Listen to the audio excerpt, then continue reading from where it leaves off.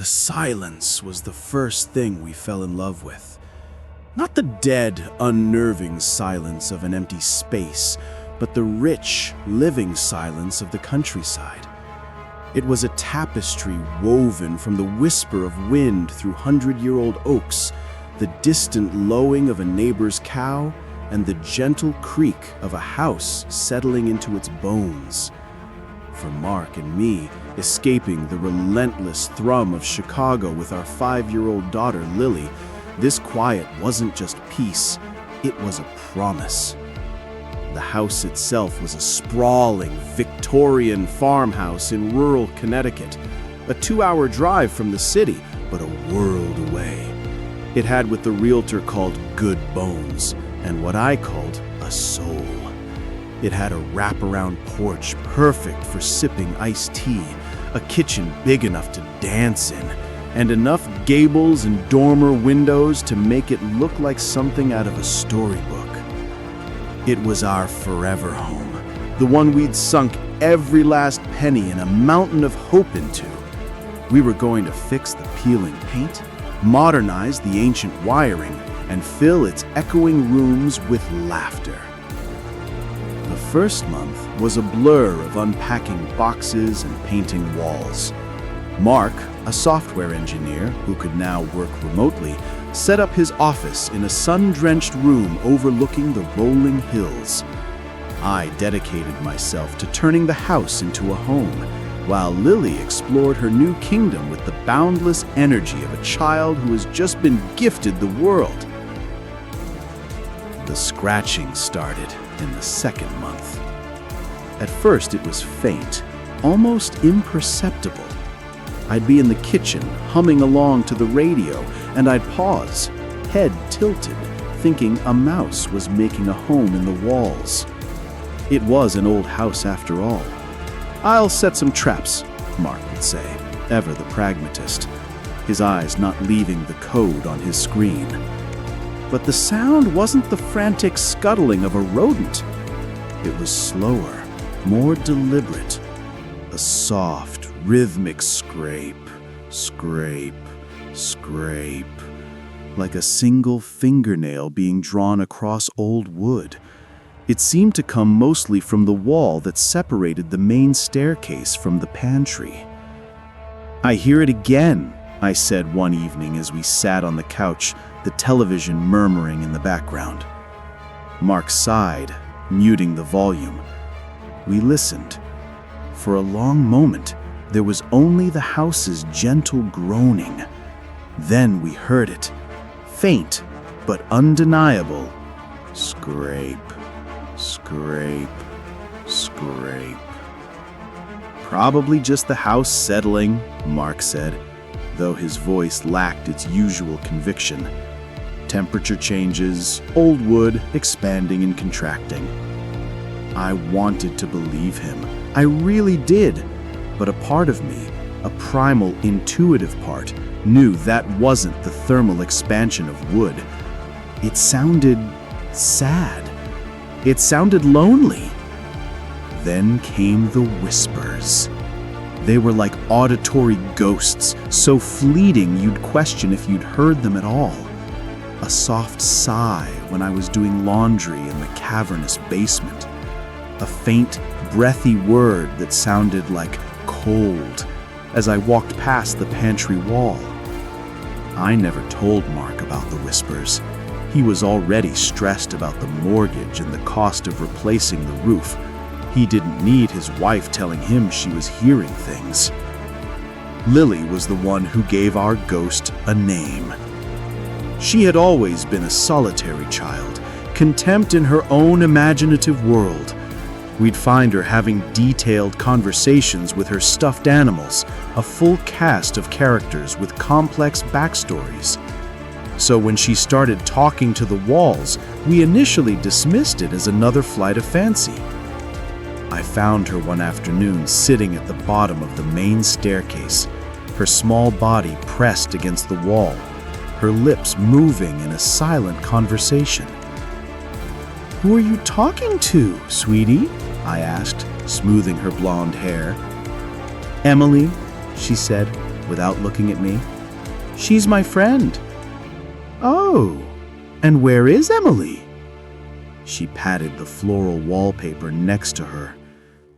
"In here. She's stuck." A chill, colder than any autumn draft, snaked its way up my spine. "What do you mean, stuck?" "She can't get out," she said, her voice matter of fact, the way a child states an irrefutable truth. "She's looking for her locket. She says she can't leave without her locket." That night, after Lily was asleep, I told Mark. I expected him to rationalize it, to tell me about studies of imaginary friends and how children process a big move. Instead, he just stared at me, his face pale in the lamplight. "She told me Emily's cold," he said quietly. "This morning, when I was getting my coffee, she was standing by that same wall and said, 'Daddy, Emily is very cold. Can we give her a blanket?'" We didn't sleep much that night. Every creak of the floorboards, every groan of the pipes sounded like a footstep, a moan. The scratching from the wall by the stairs was louder now, more insistent. It was joined by a soft, rhythmic tapping. Tap, tap, tap, tap. It sounded like a child trying to get someone's attention. The strange occurrences began to bleed into the fabric of our daily lives. I'd leave a room and come back to find a cabinet door wide open. A music box on Lily's dresser would start playing its tinny tune in the middle of the night. We'd smell the faint, sweet scent of lavender in the hallway, a scent that had no source. The breaking point for Mark came on a Tuesday. He was on a video conference call in his office. I was downstairs when I heard a loud crash, followed by Mark shouting my name. I ran up the stairs to find him standing by his desk, his face ashen, staring at a heavy bookshelf that had tipped over, sending books and papers scattering across the floor. "It just fell," he stammered, his hands shaking. "There was no one near it. It just tipped over." His eyes met mine, and in them I saw the last vestiges of his skepticism crumble into dust. "It's the house, isn't it? It's not just settling." That night, armed with a stud finder and a heavy-duty flashlight, we stood before the wall by the staircase. The scratching had stopped, as if in anticipation. The air was thick and heavy. "This is crazy," Mark muttered, but he ran the stud finder over the wall anyway. It beeped rhythmically as it passed over the studs. Then, in one section, about 4 feet wide, it went silent. He knocked on the plaster. The rest of the wall was a solid thud. This section produced a hollow, empty echo. "There's a space back there," he said, his voice low. "It's a cavity. It's not natural." For the next few days, we tried to ignore it. We tried to live our lives, to pretend we didn't live in a house with a hollow space in the wall from which a lonely scratching emanated. But the atmosphere grew more oppressive. Lily became withdrawn.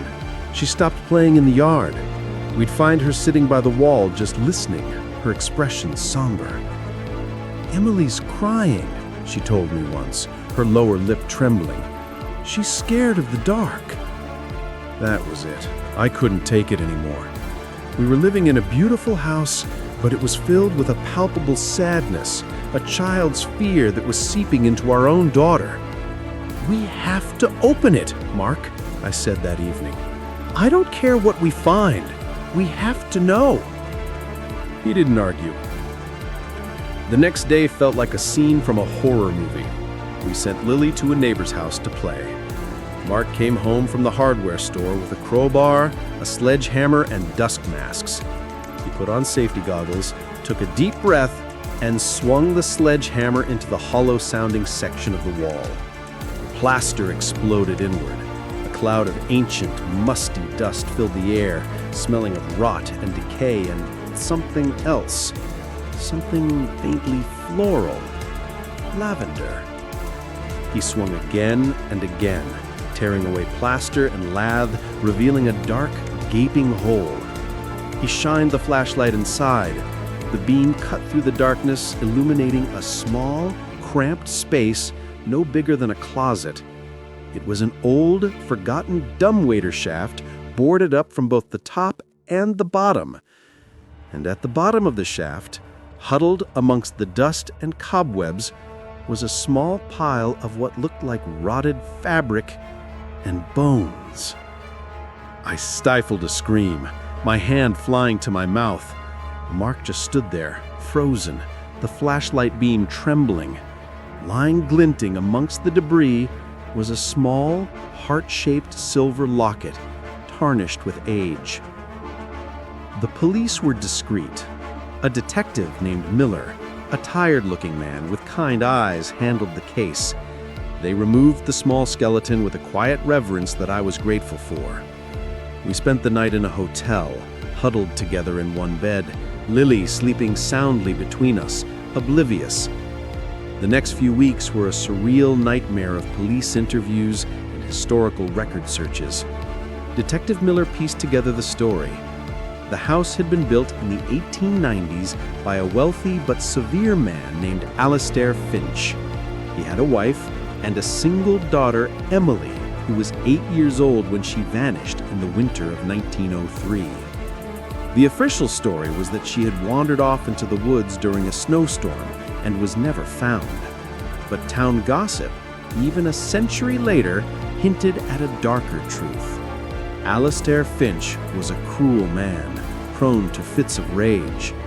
His wife left him a year after Emily's disappearance and died not long after in an asylum.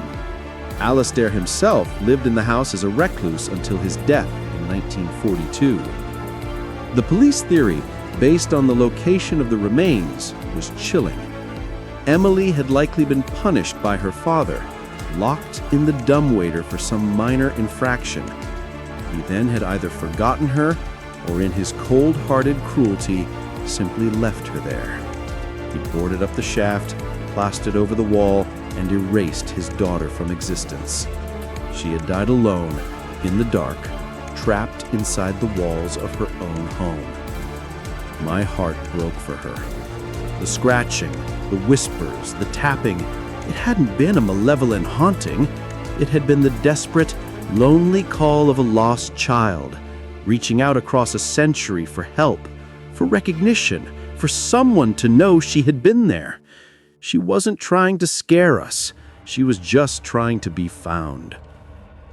We had Emily's remains interred in the local church cemetery under a simple granite headstone that read, Emily Finch, beloved daughter, lost and found, 1903. We placed the silver locket, which I had polished until it shone, on the dirt of her grave. I'd managed to pry it open. Inside, faded but still visible, were two tiny portraits, a stern-looking man and a sad-eyed woman. Her parents. Even after what he'd done, she had kept them with her. When we returned to the house, it felt different. The oppressive weight was gone, replaced by a profound sense of peace. The air was lighter, cleaner. The silence was no longer expectant or sorrowful. It was just quiet. The scratching never returned. The whispers faded into memory. The cold spots warmed to the ambient temperature of the house. We had bought our dream house, and in the process, we had stumbled into a century-old nightmare. But by bringing a little girl's story to light, by giving her a name and a resting place, we had not just cleansed our home, we had freed a trapped soul. We decided to stay. Leaving felt like a betrayal. The house wasn't haunted anymore, but it wasn't empty either. It had a history we were now part of. We had given its ghost a voice, and in return, she had given us a home. Sometimes when the wind blows just right, I can still smell the faint, sweet scent of lavender on the stairs. And every once in a while, I'll find Lily sitting at the bottom of the staircase, a small smile on her face, patting the newly repaired wall. "Who are you talking to, sweetie?" I'll ask, even though I already know the answer. She'll look up at me, her blue eyes bright and clear. "Just saying thank you to Emily," she'll say. "She's not stuck anymore. Now she can play."